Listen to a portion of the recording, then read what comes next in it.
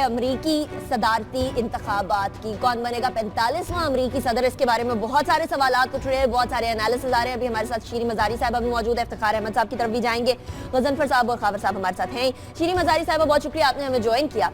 ये बताइएगा कि आपको क्या लगता है इस खित्ते के हवाले से, बिलखुसूस अफगानिस्तान, पाकिस्तान, मुसलमानों इन जनरल, वो जो दिवाली के फंक्शन में ट्रंप का जाना, इस पूरी सिचुएशन में दोनों इंतखाबी सदारती जो इंतखाबात के उम्मीदवारान हैं, इनकी हमारे खित्ते के हिसाब से किसकी बेहतर पॉलिसी रहेगी और कौन इसको ज्यादा टेक्निकली हैंडल कर पाएगा?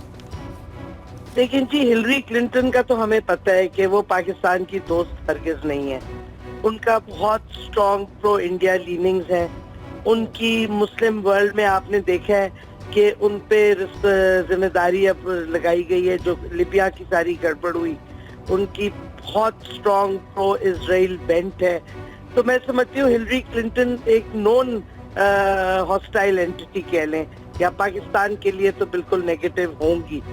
और डोनाल्ड ट्रंप के जो स्टेटमेंट्स हैं मुसलमानों के बारे में, उन्होंने ठीक है हिंदी में एक मैसेज भी रिकॉर्ड करवाया, लेकिन मैं समझती हूँ कि जो भी सदर बनता है उसको कोई एक फ्रेमवर्क होता है जिसमें उसको ऑपरेट करना होता है। तो मेरे नजर से दोनों एक ही बराबर होंगे पाकिस्तान के लिए और मुसलमानों के लिए। मैं समझती हूँ सिर्फ डोनाल्ड ट्रंप शायद ज्यादा स्ट्रॉन्ग स्टैंड ले सके इजराइल के ऊपर, कि इजराइल पीस प्रोसेस में आए पैलेस्टीनियंस के लिए, शायद वो कर सकें। हिलरी क्लिंटन का तो वाजे हो गया, उनकी पॉलिसीज हमने देख ली थी। तो मैं समझती हूँ कि मेरा नहीं ख्याल इन दोनों में से कोई ज्यादा पॉजिटिव होगा पाकिस्तान और मुसलमानों के लिए। अच्छा, वो हिलरी की वो स्टेटमेंट शीरी मजारी साहिबा के जी तालिबान को बनाने में अमेरिका का बहुत बड़ा हाथ है, या उनको अकेला छोड़ दिया फिर पाकिस्तान को अकेला छोड़ दिया, तो किस तरीके से आगे लेकर चलेंगे? ये अमेरिका की भी गलती है। वो गलती भी तो मानी थी हिलरी क्लिंटन ने, तो इतनी तो कम से कम हिम्मत नजर आती है कि शी अग्रीज के अमेरिका की गलती थी। लेकिन उन्होंने ये तो नहीं एग्री किया कि अगर वो पावर में आएंगी तो अपनी पॉलिसीज बदलेंगी।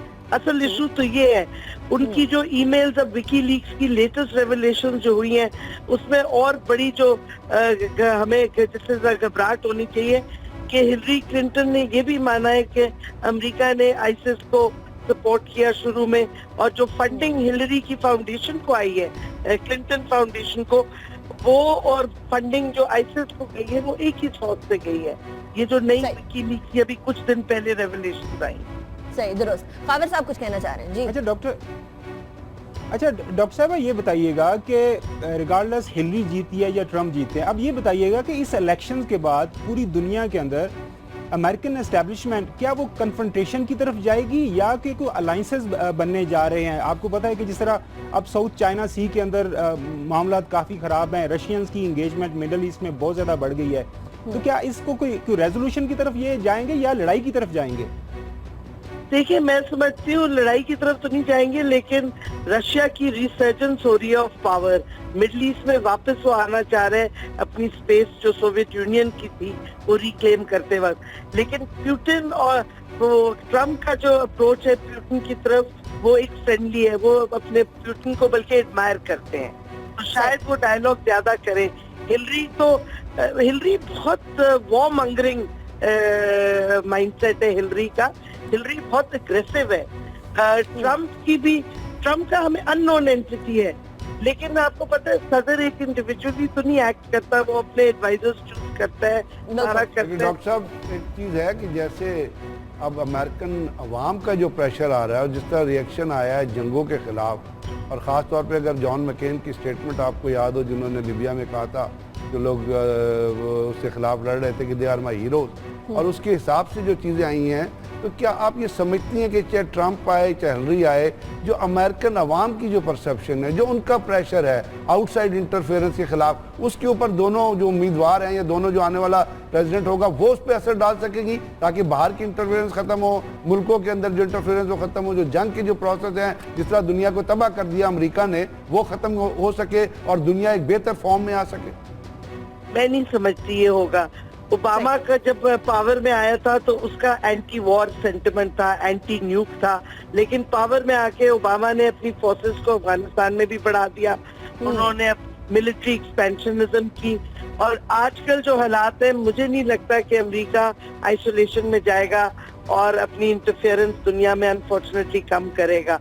और अगर हिलरी और ट्रम्प दोनों की आप स्टेटमेंट्स पढ़ें तो ये रिट्रीट वाले नहीं है, ये आइसोलेशन वाले नहीं है, ये तो और एक्टिविज्म चाहते हैं दुनिया में। तो अनफॉर्चुनेटली जो भी इलेक्ट होगा, अमेरिकन मेडलिंग जो होगी हमारे खिते में वो बढ़ेगी। लेकिन हमने अपनी पॉलिसीज को दुरुस्त करना है ना, हमने अपने इंटरनली और एक्सटर्नली अपनी पॉलिसीज सही करनी है। हमारी तो कोई फॉरेन पॉलिसी है ही नहीं अनफॉर्चुनेटली। शीरी मजारी इसका साहब, मतलब यह है कि the world will remain in crisis। इसका मतलब दुनिया क्राइसिस में ही रहेगी, चाहे जो भी मर्जी आ जाए इस खत्ते में या दुनिया में हालात जंग के हिसाब से चेंज नहीं होने, जो बुनियादी वजह है तबाही की। गजनफर साहब, मैंने जाना है अभी इफ्तिखार साहब की तरफ भी वो पॉइंट मुकम्मल करना चाह रहे थे इफ्तिखार साहब आप, और साथ ही खिजर खान, वो जो कैप्टन खान के वालिद जिन्होंने स्पीच भी की, जो मुसलमान है, पाकिस्तानी निजाद है, उनको भी इस्तेमाल कर रही है हिलरी, यानी इस्तेमाल करने के लिए इलेक्शंस तक ही रहेगा या फिर उनकी बेहतरी के लिए भी कुछ होगा? शीरी मजारी साहिबा तो कह रही थी कुछ चेंज नहीं होने वाला। देखें, मेरा ख्याल है कि अगले 5 सालों में ये जो जंगें शुरू की गई हैं इनको रैप अप किया जाएगा। क्योंकि अगर आप गौर करें, खावर साहब बार-बार साउथ चाइना की तरफ बात कर रहे हैं। अगर अमेरिका ने रशिया को मुकाबला करना है या चाइना का मुकाबला इक़्तिसादी तौर पे करना है, उन दुश्मन का मुकाबला करना है, तो उनको इन जंगों से बाहर निकलना होगा, वरना ये जंगें उनके लिए अब एक बहुत बड़ा अजाब बन सकती हैं। क्योंकि नेटो अपनी जगह रूस के खिलाफ एक जंग लड़ना चाहता है। उसने अपने फौजियों को कहा है कि आप तैयार रहें कि रूस जो है, कोई लफ्ज फिर रूस के खिलाफ इस्तेमाल हो रहा है, एक्सपेंशनिज्म की तरफ बढ़ रहा है। तो आई डोंट थिंक कि American as America, United States of America कोई इतना ज्यादा और अपने आप को इन्वॉल्व करेंगे। जो जंग इराक में, शाम में शुरू की गई, अफगानिस्तान में शुरू की गई है, जिसके रिपरकशंस बहुत दूर तक फैल गए हैं, उसमें और इन्वॉल्व करेगा। बाकी रहना अगली इलेक्शन है। मुझे याद आ रहा है, मैं पढ़ रहा था कहीं पे कि सन 1800 में एक इलेक्शन हुआ, तो जो उनके 2 वाइस प्रेसिडेंट थे वो इस हद तक चले गए, उन्होंने कहा चलें हम इसका फैसला फिर 12 से कर देते हैं, और एक वो मारा गया, उसको गोली लगी। तो ये मेरा ख्याल है वापस वहीं पे जा रहे हैं अपनी तहजीबी सकाफत की तरफ जो इनकी ओरिजिनल है। जो कुछ इन्होंने सीखा है इस दौरान, उसको भी ये लूज कर रहे हैं। और फिर एक बात बहुत इम्पोर्टेंट है जिससे हमें बात करनी चाहिए। हमारे जो लोग हैं, हमारे जो हुक्मरान हैं, हमारे जो सियासतदान हैं, ये उनकी खुशामद करके बहुत खुश होते हैं, और हमारे एनजीओज का जो लॉबी है वो इनसे बहुत इंस्पायर है इनके ह्यूमन राइट्स की बात पर। लेकिन आपने पिछले दिनों देखा कि पुलिस ने किस तरीके से बारीक तरीके से सड़क पे चलने वाले ब्लैक्स को गोली मारी, और दुनिया ने वो चीजें देखी। और कितनी गुर्बत है इनके शहरों में। आप जब जाएं यूनाइटेड स्टेट्स ऑफ अमेरिका में तो आपको एहसास होगा कि गुर्बत के सतह की गुर्बत वहाँ पे मौजूद है। तो मैं समझता हूँ हमें हमारे लीडरशिप को, हमारे सियासतदानों को, हमारे दानिशवरों को भी इस अब से बाहर निकलना चाहिए और हकीकत का सामना करना चाहिए कि अमेरिका आहिस्ता आहिस्ता उधर जा रहा है जहाँ किसी जमाने में रशिया जाके टूटा था। It might take 20 years, it might take 25 years, but ये जो इलेक्शन है ये उसकी बुनियाद रख रहा है। ठीक है, कि बहुत गहरी डायमेंशंस हो। ठीक है। अच्छा, एक बड़े अच्छे फिलोसोफर ने एक बात भी बोली थी कि मशरक मगरिब से वो चीजें ले लेता है जो मगरिब खुद छोड़ रहा होता है, उसको एक्सपेरिमेंट करके रिजेक्ट कर रहा होता है। तो मशरक को डेफिनेटली ये सीखना तो होगा। लेकिन जहां बात आती है गजनफर साहब, अब रेपरकशन, जी खावर साहब मैं आपकी तरफ आ रही हूँ गजनफर साहब के बाद। गजनफर साहब, जब ये चीज आती है कि वहां भी गुर्बत है, वहां भी नेगेटिविटी है, वहां भी घर लेना बहुत मुश्किल है, मिनिमम वेज बहुत कम है, विमेन राइट्स इक्वल नहीं है, विमेन वेजेस इक्वल नहीं है, हिलरी साहिबा बात तो करी है, वही बात कि ओबामा साहब ने भी चेंज की बात की थी, गुआंटानामो बे बंद करने की बात की थी, सब कुछ पूरा नहीं हो पाया। यहाँ भी सब कुछ पूरा नहीं हो पाएगा।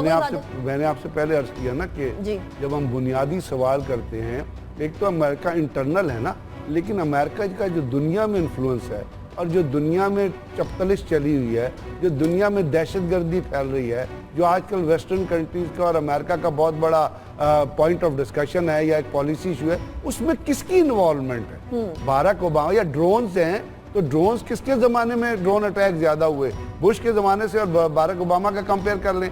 तो ये जो इफ्तिखार जो बात कर रहे थे ना, ये बड़ी इंपॉर्टेंट चीज़ जो हम कहते हैं, लेकिन लोग उसको कहते हैं कि जी आप तो आपका सोच ही गलत है कि जो ह्यूमन राइट्स है ना, या ये जो पॉलिसीज़ हैं जो जिसके ज़रिए दुनिया में लोगों के ऊपर जुल्म ढाए जाते हैं, ये डायकॉटमी जो है ये बड़ी हिपोक्रेटिक है अमेरिका में।